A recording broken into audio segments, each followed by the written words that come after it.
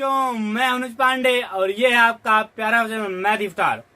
तो बच्चों, आज के वीडियो हम लोग इलेक्ट्रिक पोटेंशियल एंड कैपेसिटेंस का न्यूमेरिकल का पार्ट 2 पढ़ेंगे। ठीक है, मतलब न्यूमेरिकल का एक वीडियो हम बना चुके हैं। ये जो वीडियो है न्यूमेरिकल का पार्ट 2 है। इसके पहले वीडियो में हम आपको इलेक्ट्रिक पोटेंशियल एंड कैपेसिटेंस में जो फार्मूला यूज होगा उसको ही बताया गया है। तो अगर आप उस वीडियो को नहीं देखें, उसको वीडियो को देखकर तब यहाँ पे देखेंगे, तब जाओ समझ में आएगा। और एक बात तो हम पहले बता चुके हैं आपको कि अगर आप इसका थ्योरिटिकल पार्ट नहीं देखे हैं तो आपको न्यूमेरिकल बहुत ही कम समझ में आएगा। ठीक है, चलिए तो स्टार्ट करते हैं वीडियो को। तो न्यूमेरिकल नंबर 2.4 है। 12 सेंटीमीटर त्रिज्या वाले गोली चालक के पृष्ठ पर 1.6 इंटू 10⁻⁷ कूलाम का आवेश एक समान रूप से वितरित है। गोले के अंदर गोले के ठीक बाहर है, गोले के केंद्र से 18 सेंटीमीटर पर अवस्थित किसी बिंदु पर विद्युत क्षेत्र क्या होगा। कहाँ पूछा? अंदर।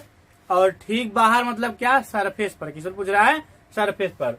और मतलब कि ठीक बाहर सरफेस पर नहीं होता है, लेकिन अगर हम सरफेस पे इलेक्ट्रिक फील्ड फाइंड कर लेंगे तो वही इलेक्ट्रिक फील्ड लगभग उसके ठीक बाहर भी होगी। ठीक है, गोले के केंद्र से 18 सेंटीमीटर पर अवस्थित किसी बिंदु पर विद्युत क्षेत्र क्या होगा। तीनों कंडीशन पूछ लिया है।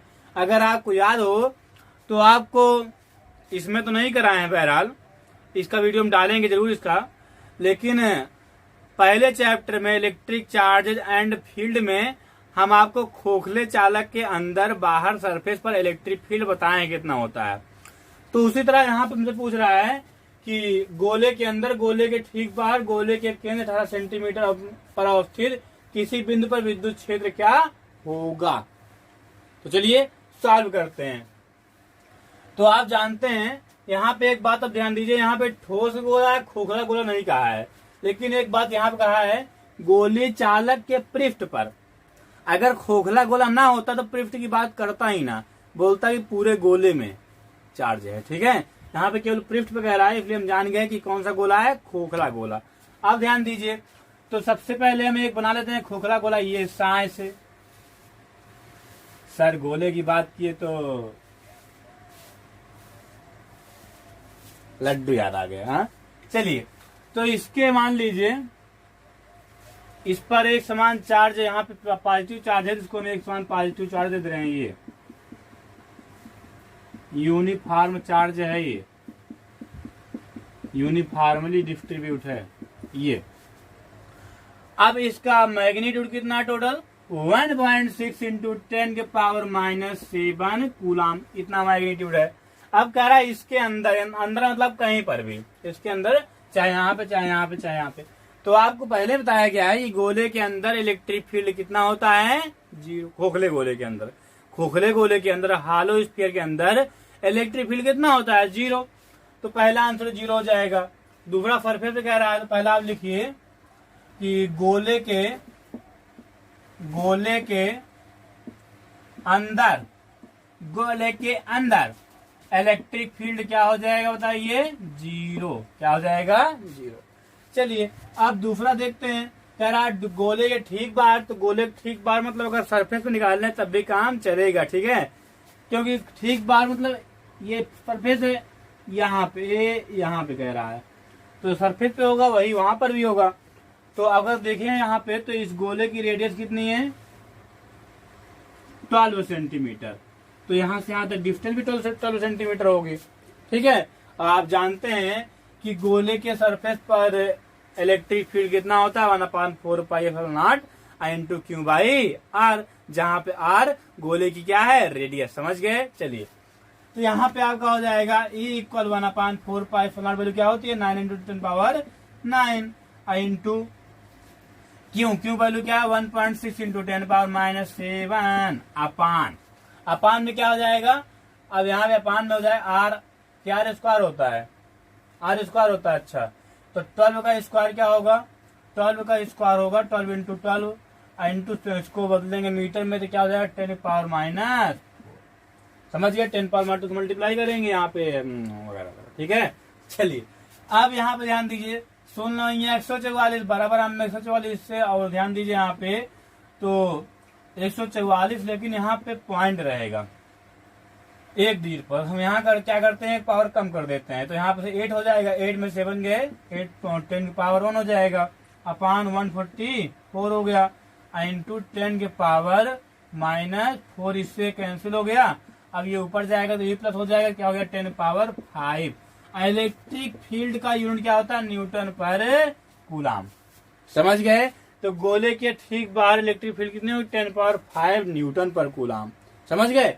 चलिए अब हम क्या करेंगे, गोले के केंद्र से 18 सेंटीमीटर पर अवस्थित किसी भी बिंदु पर, तो यहां से वहां गोले के सेंटर यही है, तो इसके सेंटर से कितने डिस्टेंस पर, 18 सेंटीमीटर, कहीं पर भी, चाहे यहाँ पर ले लीजिए चाहे यहाँ पे। हमें क्या फाइंड करना है, इलेक्ट्रिक फील्ड। आप ध्यान दीजिए हम करें क्या है, इसको मिटा देते हैं, छाप लिए, इसको छाप लिए, सब लोग छाप लिए, बहुत बढ़िया, बहुत बढ़िया भाई, बहुत बढ़िया। तो थर्ड क्या है, कह रहा है गोले के ठीक बाहर, मतलब ठीक बाहर नहीं, 18 सेंटीमीटर पे, तो गोले के बाहर, गोले के केंद्र से 8 सेंटीमीटर डिस्टेंस पर इलेक्ट्रिक फील्ड कितना होता है, 1/4π0 इंटू Q/r²। तो यहाँ पे r जो है ये गोले के सेंटर से उस पॉइंट तक की मिनिमम डिस्टेंस है। कौन डिस्टेंस? मिनिमम। समझ गए? चलिए तो यहाँ पे क्या हो जाएगा, E = 9 into 10 power 9 into Q की वैल्यू क्या बताइए, बच्चा जानता है क्या, 1.6 इंटू 10 पावर -7 कूलाम। अपान में क्या हो जाएगा, r²। r की वैल्यू क्या बताइए, 18 सेंटीमीटर, तो 18 इंटू 18 इंटू 10 पावर -4 12। अब आपका क्या हो जाएगा, E = 144, एक पावर कम करिए, 0.3 घटा से 10 बजाय, अपान क्या हो जाएगा, 18 गुणे 18 इंटू 10 पावर ऊपर जाएगा, 10 पावर क्या हो गया 5। अब सुनिए यहाँ पे क्या कर रहे हैं, सुनिए ध्यान से, 6×1 18, 6×2 12, 6×4 को 24, 3 8 24, 8 से 8 टूडिंग सेम आ रहा है क्या, 18, अच्छा 8 नहीं है, यहाँ पे 8 है, यहाँ पे क्या है 18, तो यहाँ काटेंगे 4 आएगा, यहाँ पे 9, यहाँ पे बस 4/9 पे लेकर ये, तो इक्वल कितना आ गया, 4/9 इंटू 10 के पावर 5। तो यहाँ पे हो जाएगा E = 4/9, मतलब क्या होगा, 40 कर देंगे क्या इसको, चलिए बहुत बढ़िया, तो 40 अगर कर देंगे तो 40/9 इंटू 10 पावर क्या हो जाएगा 4, एक पावर कम हो गई। समझ गए? बहुत समझदार है आप लोग। 9 1 9, 9 4 36 पॉइंट, फिर क्या हो जाएगा, फिर 36, तो इक्वल कितना आ गया, बार जाएगा, तो हम क्या कर देंगे 4.5 इंटू 10 के पावर 4 न्यूटन पर कूलाम। आप देख रहे हैं कि डिस्टेंस बढ़ी, इलेक्ट्रिक फील्ड घटी। आप जानते हैं यहाँ पे r के स्क्वायर के इनवर्सली प्रोपोर्शनल है, ठीक है, तो इसलिए यहाँ पे इलेक्ट्रिक फील्ड क्या हो गई, डिक्रीज हो गई, तो कितना 18 सेंटीमीटर के डिस्टेंस पर कितना होगा, 4.5 इंटू 10 पावर 4 न्यूटन पर कूलाम। समझ गए? चलिए तो हम देखते हैं क्वेश्चन नंबर 2.5, इसको भी छाप लीजिए खट से, इसको छाप लीजिए, हम इसको मिटा देते हैं, वाह भाई, तो ये मिटा दे रहे हैं। न दिल को लगाते न हैरान होते। चलिए आगे चला जाए, सर आगे क्या है, चलिए, तो एक समांतर पट्टिका संधारित्र, बहुत इंपॉर्टेंट क्वेश्चन है। एक समांतर पट्टिका संधारित्र जिसकी पट्टिकाओं के बीच वायु क्या है, एयर। एयर में क्या मान हुआ, एक होता है, और क्या 1 पॉइंट समथिंग होता है, लेकिन एक मानेंगे भाई, की धारिता 8 पिकोफैराड कितनी है, 8 पिकोफैराड। ध्यान दीजिए, 1 पिकोफैराड इक्वल होता है 10 के पावर -12। आपको बताया था कि फैराड जो है धारिता का बहुत बड़ा मात्रक है। आपको फैराड, केवल फैराड में कभी धारिता देगा ही नहीं, कभी भी, बहुत बड़ी धारिता का मात्रक है फैराड, इसलिए पिको माइक्रो लगाता रहता है, ठीक है। चलिए, तो एक समांतर पट्टिका संधारित्र जिसकी पट्टिकाओं के बीच वायु है की धारिता 8 पिकोफैराड है, तो धारिता किसको दिखाते हैं, C से C की वैल्यू क्या हो गई 8 पिकोफैराड। तो 1 पिकोफैराड में 10 पावर 12 फैराड, तो इसको हम क्या कर लेंगे 10 पावर माइनस 12 से मल्टीप्लाई, क्या हो गया फैरड। चलिए यदि पट्टिकाओं के बीच की दूरी को आधा कर दिया जाए और इनके बीच के स्थान में 6 परावैद्युतांक का एक पदार्थ भर दिया जाए तो इसकी धारिता क्या होगी, धारिता पूछ रहा है। तो कह रहा है कि डिस्टेंस आधी कर दी जाए। आप जानते हैं समांतर पट्ट संधारित्र की धारिता क्या होती है, सी इक्वल KA/0 ठीक है। यहाँ पहले तो किसमें रखा था, वायु में, तो के का मान 1 हो जाएगा, सी इक्वल क्या हो गया, ये मेन फार्मूला है, ठीक है। के का मान 1 हो गया तो सी का मान क्या हो जाएगा, A/0/D। A/0 क्या हो गया, D। अब कह रहा डिस्टेंस आधी कर दी जाए, डिस्टेंस आधी कर दी जाएगी तब जो है जो धारिता दुगनी हो जाएगी, क्या कर दी जाएगी, थर्ड पार्ट हो जाएगा तो 3 गुनी हो जाएगी, फोर्थ पार्ट में 4 गुनी, ठीक है। तो इसलिए यहाँ पे क्या हो जाएगा, क्योंकि जो हम यहाँ पे सी है ये डायरेक्टली प्रोपोर्शनल होती है 1/D के, ठीक। डिस्टेंस बढ़ेगी तो धारिता घटेगी, डिस्टेंस घटेगी तो धारिता बढ़ेगी, समझ गए। चलिए तो दूरी पहले बढ़ गई, ठीक है। और क्या कर दिया गया, इनके बीच के स्थान में 6 परावैद्युतांक का एक पदार्थ कर दिया जाए तो इस 6 परावैद्युतांक, जिस परावैद्युत पदार्थ का परावैद्युतांक का मान जितना ज्यादा होगा उसको रखने से धारिता उतनी गुना बढ़ जाएगी। तो दुगुना उसमें हुआ था, 6 इसमें हो गया तो 6 दूना 12, तो आप जो पहले धारिता उसमें क्या कर देंगे, 12 से मल्टीप्लाई। तो चलिए कर देते हैं, यहाँ लिखेंगे बीच की दूरी आधी, बीच की दूरी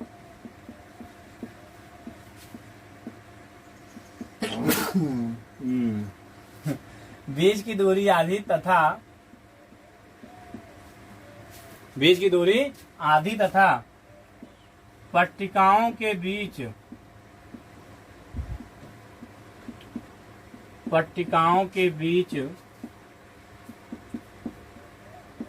6 परावैद्युतांक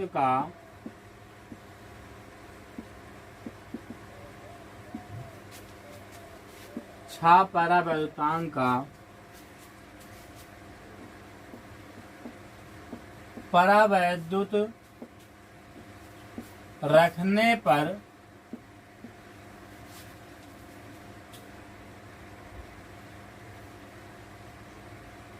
करने पर संधारित्र की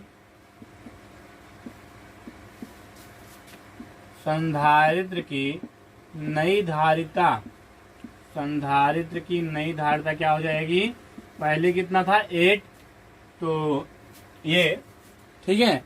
चलिए तो यहाँ पे 2 इंटू क्या हो जाएगा 6 इंटू पहला क्या था पिको फैराड लिखते हैं तो 8 पिको फैराड, ठीक है। ये तो यहाँ पे क्या हो जाएगा 2 6 12 12 8 जा 96, ठीक है। यहाँ 96 फैराड, समझ गए आप कि पिको फैराड है ना, ये समझ गए आप। चलिए तो इस तरह से ये दोनों न्यूमेरिकल समाप्त हुए और अब हम चलते हैं न्यूमेरिकल नंबर 2.6। क्वेश्चन नंबर 2.6 है कि 9 पिको फैराड धारिता वाले 3 संधारित्रों को श्रेणी क्रम में जोड़ा गया है, संयोजन की कुल धारिता क्या है। बहुत इजी क्वेश्चन, इससे इजी क्वेश्चन कोई हो ही नहीं सकता है। चलिए बताइए, तो 3 संधारित्र हैं, तीनों की धारिता से मैं क्या C1 के मान लूं, पहले का मान लेते हैं, उसका नाम क्या है C1, उसका मान है 9 पिको फैराड, दूसरे का भी कितना है 9 पिको फैराड और तीसरे का भी कितना है 9 पिको फैराड। हमें क्या निकालना है, इक्विवेलेंट कैपेसिटी ऑफ कैपेसिटर, मतलब तुल्य धारिता क्या CE का मान। तो आप जानते हैं कि यदि कैपेसिटर जो है वो सीरीज में कंबाइंड हो तो उसके लिए कौन सा फार्मूला यूज होता है, 1/C = 1/C1 + 1/C2 + 1/C3। अब यहाँ पे आपको C का मान निकालना, वैल्यू पुट करिए खटाखट, 1/, इसको ये बना दीजिए, C1 वैल्यू 9 + 9 + 1/9। यहाँ पे अगर आप ध्यान दें तो यहाँ पे 1/C = क्या हो जाएगा 9 हो गया, LCM ऊपर क्या हो गया 3, तो सी की वैल्यू क्या आ गई 3। तो इक्विवेलेंट जो कैपेसिटी वो कितनी हो गई 3 pico farad. 3 pico farad equivalent capacity क्या हो गई 3 पिको फैरड। समझ गए। चलिए अब हमसे क्या पूछ रहा है हमसे कि यदि संयोजन को 120 वोल्ट के संभरण से जोड़ दिया जाए तो प्रत्येक संधारित्र पर क्या विभवांतर होगा। अगर हम फिगर पर ध्यान दें तो 3 कैपेसिटर हैं 1 2 और एक ये क्या हो गया 3। तीनों सीरीज में कंबाइंड है। ऐसे मान लो बैटरी से हो गए। अब पहले बैटरी से नहीं थे, अब किससे कनेक्ट कर दिया गया बैटरी से। और उस बैटरी का जो वोल्टेज है इलेक्ट्रिक पोटेंशियल डिफरेंस है वो कितना है डेल्टा वी इक्वल कितना दिया है 120 वोल्ट। ये पॉजिटिव सिरा या नेगेटिव सिरा। इसका कितना है कैपेसिटी C1 इसका C2 इसका C3 तीनों का मान 9 पे को फिर आप जानते हैं। ठीक है। चलिए तो आप जानते हैं कि जो सीरीज में होता है सीरीज में पोटेंशियल डिफरेंस अलग अलग और चार्ज जो होता है वो सेम होता है तीनों में। क्योंकि कैपेसिटर चेंज तो पोटेंशियल चेंज। कैपेसिटर नहीं चेंज हुआ तो पोटेंशियल चेंज नहीं होगा। अब चार्ज क्या बोलता है रास्ता चेंज तो चार्ज चेंज। रास्ता चेंज नहीं तो चार्ज चेंज है नहीं। इसलिए तीनों पे चार्ज क्या होगा सेम। ठीक। हमसे पूछ क्या रहा है तो प्रत्येक संधारित्र पर क्या विभवांतर होगा। तो विभवांतर का फार्मूला आप जानते हैं क्या V इक्वल क्यू अपान सी। डेल्टा V इक्वल क्यू अपान क्या होता है C। तो आपको पोटेंशियल डिफरेंस मालूम करने के लिए प्रत्येक संधारित्र चार्ज मालूम होना चाहिए और प्रत्येक संधारित्र का कैपेसिटी। तो कैपेसिटी तो हम जानते हैं लेकिन प्रत्येक संधारित्र पर हर एक संधारित्र पर कितना चार्ज है मैं नहीं मालूम। तो हम फार्मूला लगाएंगे। चलिए देखिए तो यहाँ पे चार्ज मालूम करना है तो टोटल चार्ज कितना है क्यू। तो टोटल चार्ज इक्वल क्या हो जाएगा क्यू इक्वल टोटल कैपेसिटी मतलब equivalent capacity into total electric potential difference. समझ गए। अब यहाँ ध्यान दीजिए क्यू इक्वल क्या हो जाएगा सी की वैल्यू 3 पिको फैरड। तो इसमें आप 10⁻⁻6 से क्या कर देंगे 12 से मल्टीप्लाई क्योंकि 1 पिको फैरड में 10⁻12 फैरड होता है। ठीक है। इनटू डेल्टा वी की वैल्यू क्या बताइए डेल्टा वी की वैल्यू क्या है ये 120 यहाँ पे अंश हो गया वोल्ट होगा 120 वोल्ट। यहाँ क्यू इक्वल क्या हो जाएगा 3 कितना हो 36 इनटू 1 जीरो इसके पास जाएगा 10⁻11। ऐसा भी कर सकते हैं क्यू इक्वल 3.6 इंटू 10⁻10 कूलाम। समझ गए। चलिए अब हमें फाइंड करना है प्रत्येक कैपेसिटर पर कितना पोटेंशियल डिफरेंस है। चलिए तो V1 निकाल लेते हैं। V1 इक्वल क्या हो जाएगा V1 इक्वल क्या होता है क्यू अपान सी होता है ना तो क्यू अपान C1 हो जाएगा। अब क्यू की वैल्यू क्या है 3.6 इंटू 10⁻10 अपान में क्या हो जाएगा अपान में हो जाएगा V को C1 में 9 पिको फैरड तो 10⁻12 हो जाएगा। अब यहाँ पे ध्यान दीजिए तो क्या हो जाएगा ऊपर जाएगा तो ये प्लस हो जाएगा 10⁻2 होगा तो यहाँ पे 360 बटा क्या हो जाएगा 360 बटा 9 तो 9 जोग 36। तो पहले वाले पर कितना पोटेंशियल डिफरेंस होगा 40 वोल्ट। कितना 40 वोल्ट। इतना छापिए तो आगे चलते हैं। मिटा देते हैं इसको ना खटाक से। चलिए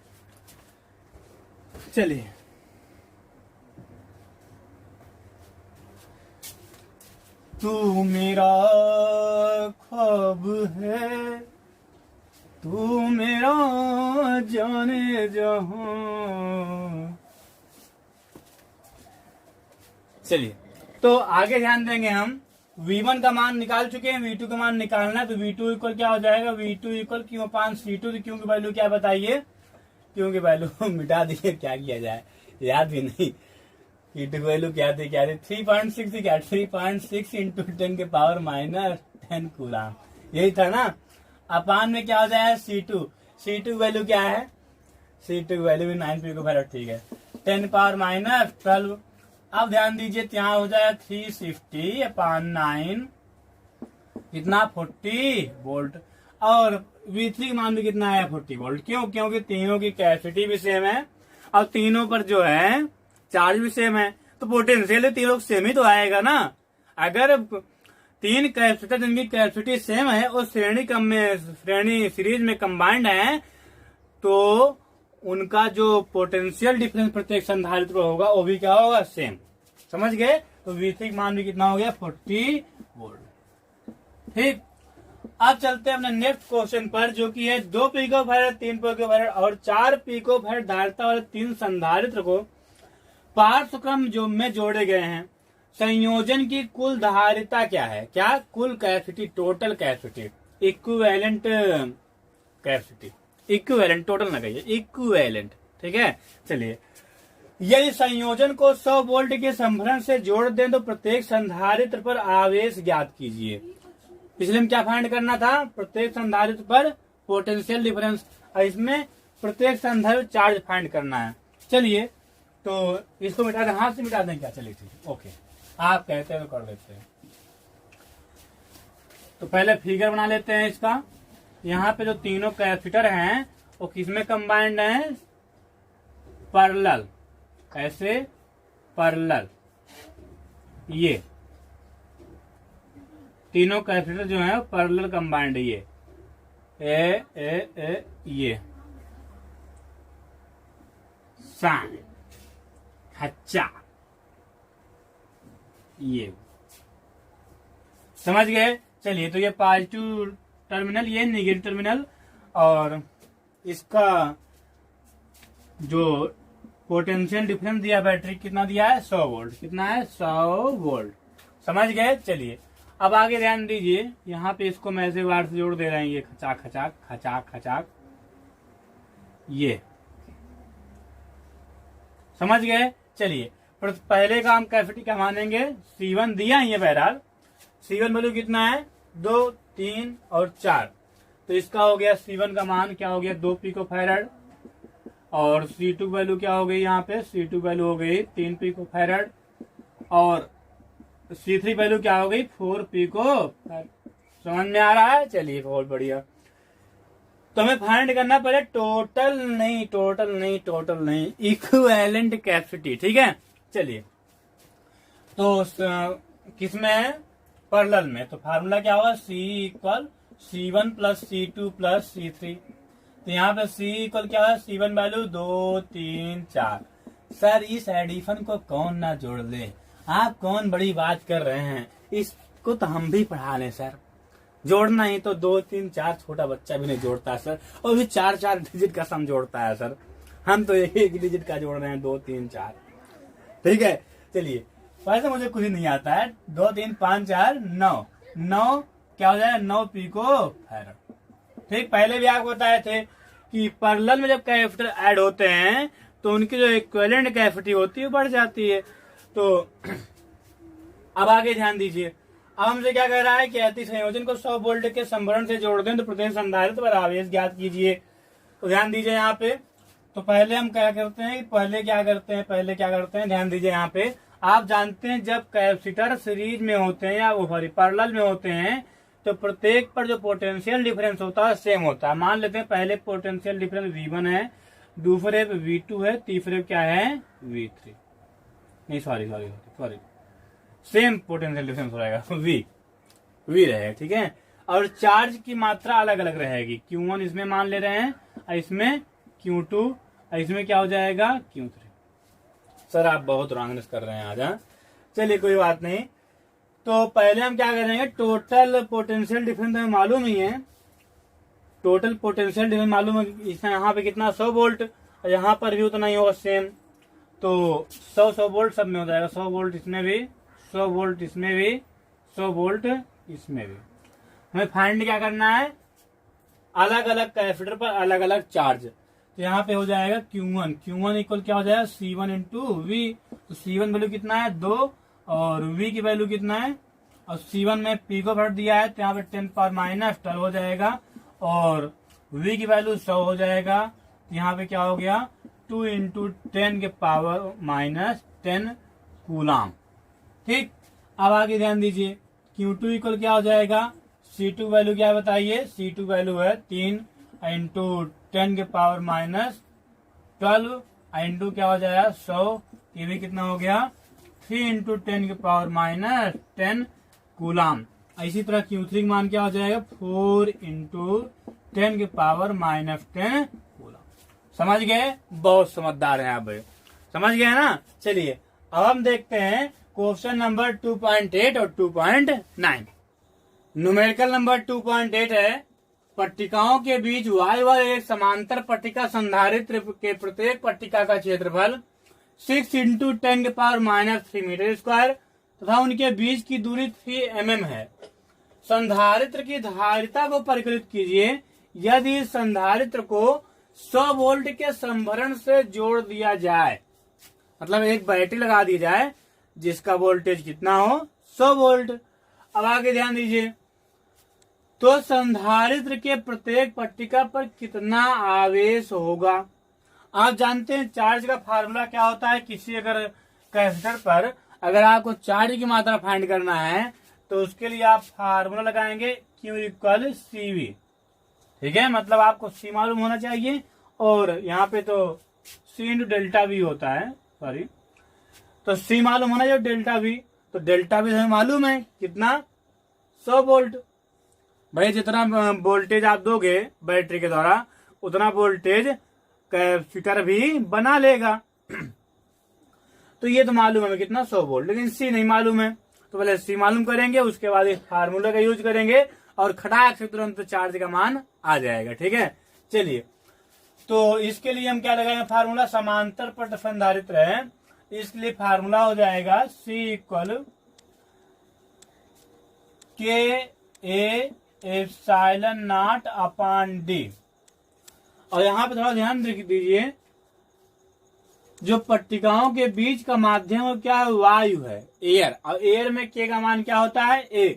ठीक है, तो यहाँ पे K की वैल्यू क्या हो गई 1। और इनके बीच की जो दोनों प्लेट्स हैं कैपेसिटर में, उनके बीच की डिस्टेंस कितना गिवन है 3 mm। इसको मीटर में कन्वर्ट करेंगे तो 10 पावर माइनस 3 क्या हो जाएगा मल्टीप्लाई, तो हो गया ये मीटर। अब आगे ध्यान दीजिए, इसका एरिया प्रत्येक प्लेट का एरिया दिया है कितना 6 इंटू 10 की पावर माइनस 3 मीटर स्क्वायर, इतना हमें गिवन है। तो लिख दीजिए इसमें क्या C इक्वल K की वैल्यू क्या है 1 इंटू A की वैल्यू 6 इंटू 10 की पावर माइनस 3। एप्सिलॉन नॉट को जानते हैं कितना होता है 8.85 इंटू 10 की पावर माइनस 12। अपान में क्या हो जाएगा, अपान में हो जाएगा 3 इंटू 10 की पावर माइनस 3। ये हो गया। अब इसको हम काटेंगे, ध्यान दीजिए काटेंगे तो ये हो जाए 3 1 जा 3, 3 2 जा 6। अब आगे ध्यान दीजिए सॉल्व कर लेते हैं इसका। तो C इक्वल हो जाएगा 885 टू जा कितना होगा 885 टू जा कितना होगा 1770।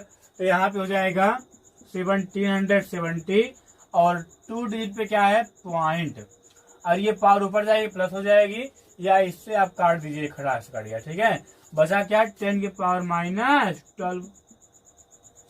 तो कैपेसिटी कितनी आ गई, कैपेसिटी आ गई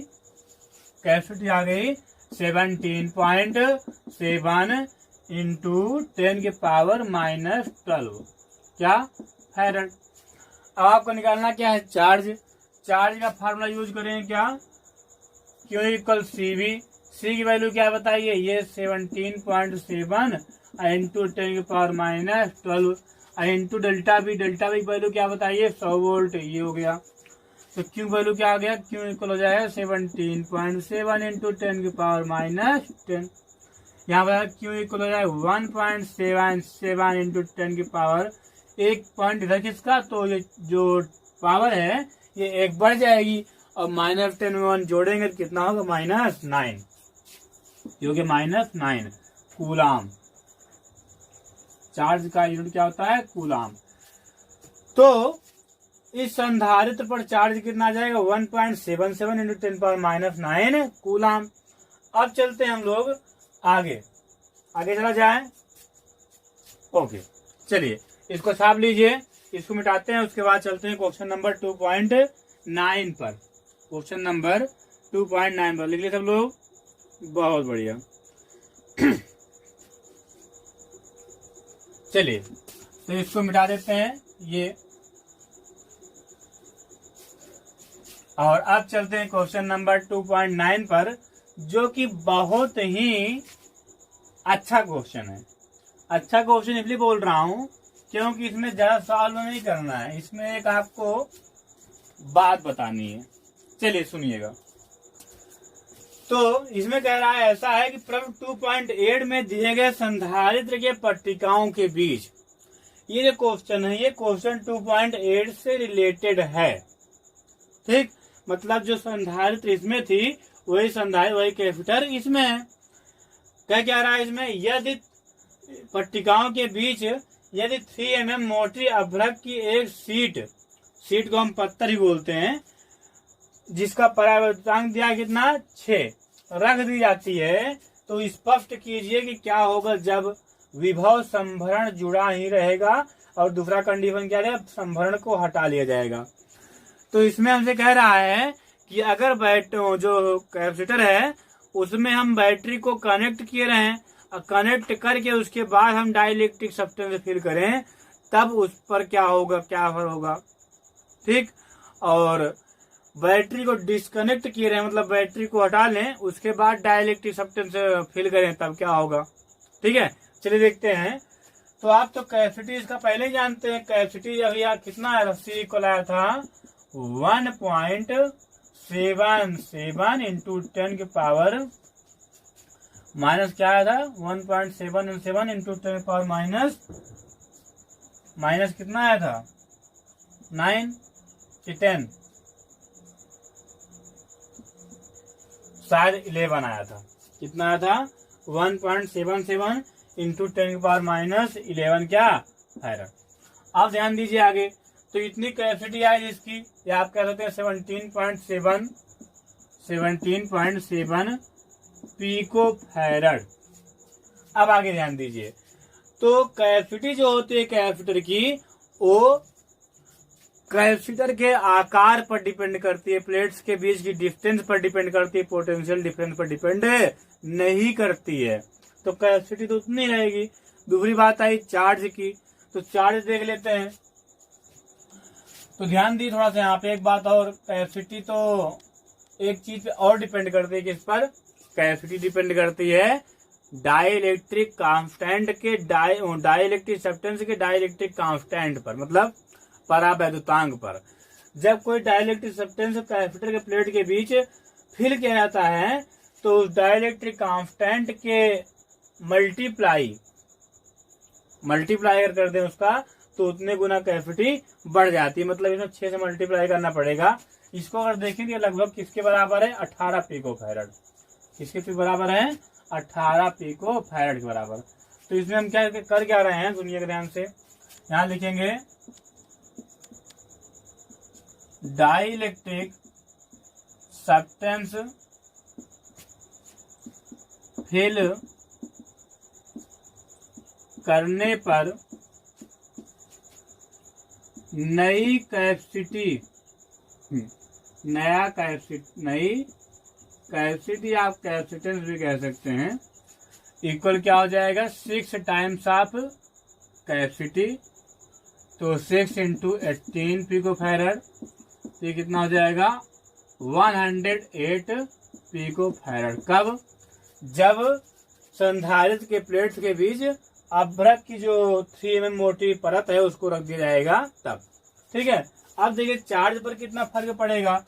तो चार्ज जो है, चार्ज का फार्मूला क्या होता है, Q इक्वल CV। और अब की बार कैपेसिटी चेंज हो गई है। ठीक है, यहाँ पे डेल्टा V होता है, तो कैपेसिटी चेंज हो गई है, तो आपको ये कैपेसिटी न रख करके ये कैपेसिटी रखनी है। ठीक है, इसलिए यहाँ पे नई कैपेसिटी हम ले रहे हैं C dash into delta V। ठीक, तो Q इक्वल क्या हो जाएगा, आप थोड़ा ध्यान दीजिए, यहाँ कैपेसिटी बढ़ेगी तो चार्ज भी नया हो जाएगा, जो पहले चार्ज था वो बदल जाएगा। ठीक है, बढ़ जाएगा। तो Q डैश इक्वल क्या हो जाएगा, C डैश वैल्यू कितनी है 108 इंटू 10 की पावर माइनस 12 पिको लगा हुआ है ना, इंटू डेल्टा V का मान क्या है 100। तो यहाँ पे Q डैश वैल्यू क्या हो जाएगी 108 इंटू 10 के पावर माइनस 10 क्या कूलम। अर्थात सुनिए ध्यान से, अर्थात अगर बैटरी कनेक्ट रहेगी और तब आप डाइलेक्ट्रिक सब्सटेंस से फिल करते हैं तो जो उसकी चार्ज की मात्रा है वो बढ़ जाएगी, इंक्रीज हो जाएगी। ठीक है। अब दूसरी बात, दूसरे कंडीशन में, तो कंडीशन नंबर 1 हुई। अब कंडीशन नंबर बी की बात करते हैं। कंडीशन नंबर बी क्या बोलता है, संभरण को हटा लिया जाएगा। तब क्या होगा, मतलब बैटरी को डिस्कनेक्ट कर दिया जाए। तब ध्यान दीजिए, अगर बैटरी को डिस्कनेक्ट करके तब आप उसमें डाइलेक्ट्रिक सब्सटेंस फिल करते हैं, तब उसकी चार्ज की मात्रा वही रहेगी जो पहले थी। तो पहले कितनी थी, जब प्लेट्स के बीच में वायु थी, आप जानते हैं उस समय थी कितना, 1.8 इंटू 10 के power -9 coulomb, into 10 power -9 coulomb. समझ गए, यहाँ पे वो नहीं रहेगा। तो ध्यान दीजिए, समझ गए होंगे आप, ज्यादा बताने की जरूरत नहीं है। अगर बैटरी डिस्कनेक्ट रहेगी तब डाइलेक्ट्रिक सब्सटेंस फिल करेंगे, तब उसके चार्ज की मात्रा पर कोई प्रभाव नहीं पड़ेगा, क्योंकि जब बैटरी डिस्कनेक्ट रहेगी तो चार्ज को सप्लाई कौन करेगा, कोई नहीं। चार्ज को सप्लाई कौन करता है, बैटरी। बैटरी चार्ज की सोर्स नहीं है, चार्ज देती नहीं है, चार्ज को मूव कराती है, चार्ज को एनर्जी देती है। समझ गए।